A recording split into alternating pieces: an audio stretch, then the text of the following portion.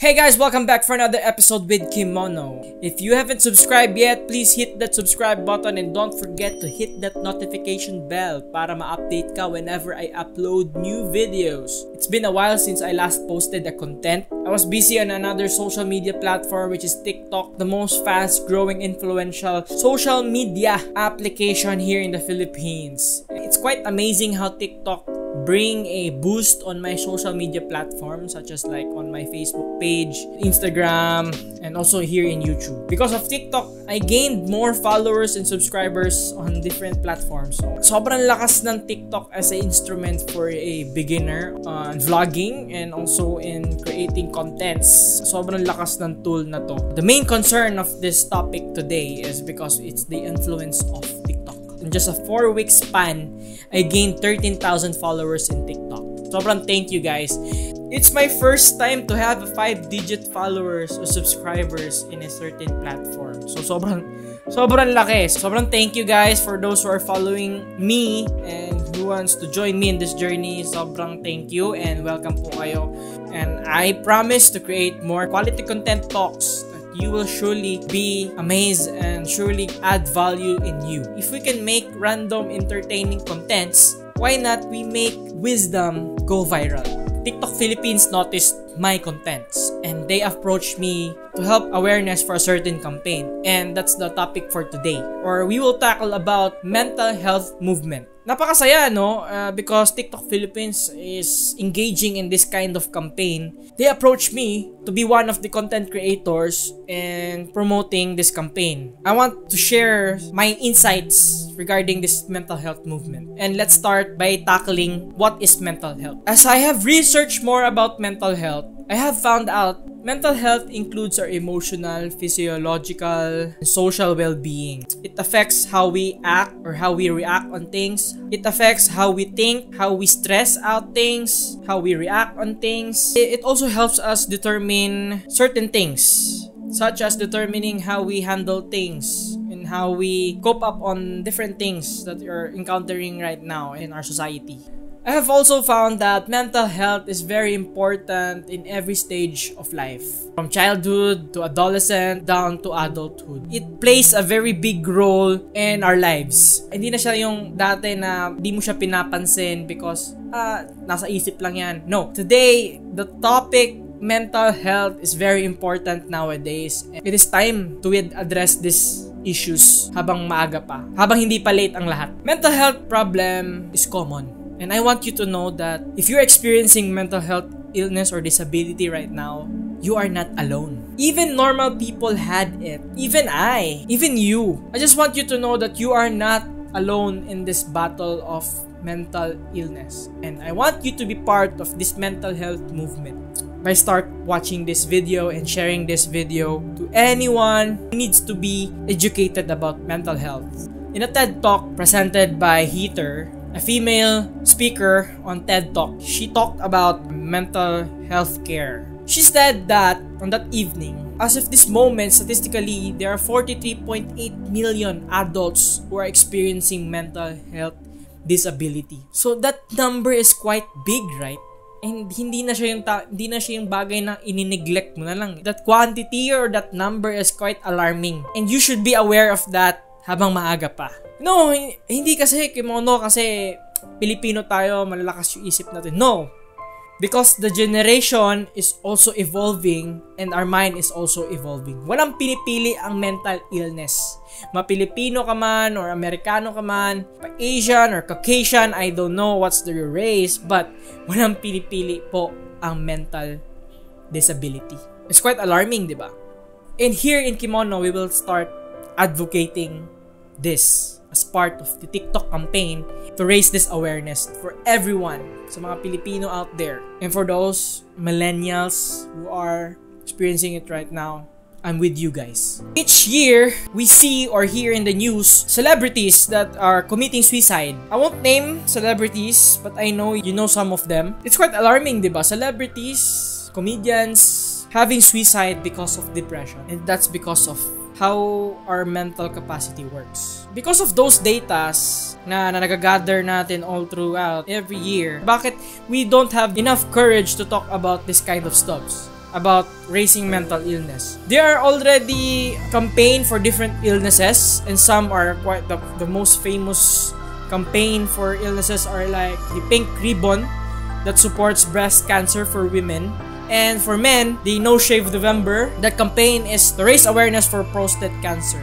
Among all those illnesses, pero wala tayong naririnig about mental health awareness. Napakasaya because TikTok, one of the most influential platforms, approached me to talk about mental health movement. And they are concerned about this. And as part of this campaign, I want you to stop this common stigma. What is a stigma? A stigma is a mark of a disagree or something that misunderstand about a certain topic or a certain issue. So I want to break that stigma right here, right now in this content. I want you to know that our brain is so amazing, yet it's so complex. Sobrang amazing ng brain natin, how it works, but no one can decode how we can really think on certain things. Even our modern science having a hard time in decoding what our mind is capable of. So amazing na ganun. There are many factors that attribute to mental illness, such as biological, environmental, trauma, stress, genetics, and many more. Those things are the most common contributes to mental illness, and I want you to be aware of those things. Unlike common illnesses like injuries, cancer, diabetes, mental illness cannot be scanned, cannot be x-rayed. Mental illness is very hard to see. Hindi mo siya mapapansin agad na you have that. The only way we can diagnose something that we have mental illness, mental disability, is to subjective observation by licensed doctors. We can see mental illness. So does it mean it's not real? No. I want to break that into you guys. Mental illness does exist. It is not a joke. It is not a trend. Okay? Hindi porket may nagsasabi dyan na depressed ako, magdi-depress na din. No. Mental illness is a serious matter, and it is not something that you will get a joke from it. Other stereotype has gained a big role on the misunderstanding of this certain issue. We relate mental illness to danger, to violence, but this is not mental illness. This is not the full picture of mental illness. Because you are in danger, yung mga baliw, nananakit ng kapwa-tao, yun is mental illness na. No, that's not the whole image yet. Hindi pa yun yung buong picture. That's just the part or a portion of it. If you dig deeper into mental illness, sobrang deep po nito. This is not how mental illness looks like. I want you to think about this. How many movie villains have mental illness? There are quite some few we already know. And one is Harley Quinn, and the most famous is the Joker. All those kind of movies portrayed mental illness, or they have mental disability. Because of this movie's portrayal, we misunderstand what's the mental illness. Nare-resort kasi to yung mental illness to danger, syempre patayan. That's just a surface of what is mental illness is. The most important thing that I want you to know that mental health care does really works. And everyone who has mental illness disability deserves to have a mental care. Because as we see people having this kind of disability, they need this attention. They need mental health care. So there are a few steps on breaking the stigma, the misconception, that misunderstanding that keeps on painting in our minds. We need proper education to be addressed in how will we react on this kind of situation, in this kind of issue. So dapat meron tayong enough knowledge or education regarding this matter. The number is quite alarming. Hindi na to pwedeng dapat i-neglect, hindi na to dapat ispangsantabi lang. We need a proper education to understand them and what we can do